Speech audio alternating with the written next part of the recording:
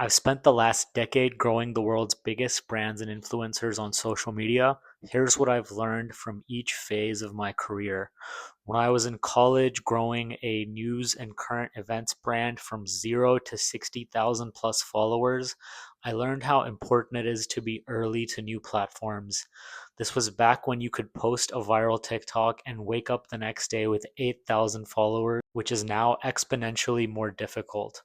Also, I learned the importance of tapping into people's curiosity. When my account was private and I would follow people, they'd be way more likely to follow me back just to see what my account was about.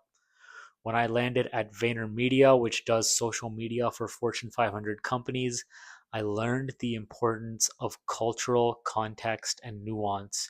We helped grow a foreign government's TikTok from 2 to 125,000 plus, all because we tapped into the local regional trends that were happening on the ground in that country. On Team GaryVee, when I worked for one of the most famous business people in the world on social media, I learned how important it is to not have all your eggs in one basket.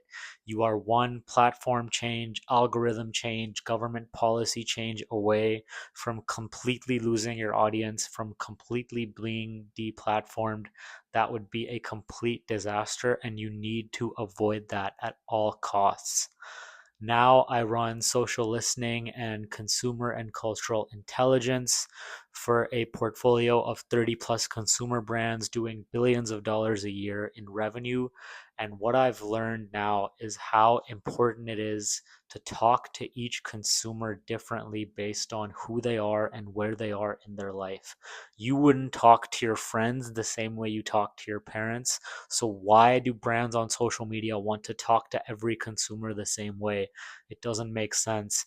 A suburban dad that lives in New Jersey and is a big New York Jets fan is a completely different person to a single 25-year-old woman in New York, and you need to speak to them differently.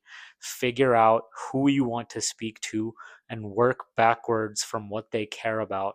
So many brands do the opposite. They post first and hope the right people will find it. Bad strategy. Figure out who you want to speak to, figure out what they care about, and let the algorithm do the work for you. The algorithm is great at taking content meant for specific people and getting it on their phone. If this was helpful, follow for more and reach out if you need social media advice.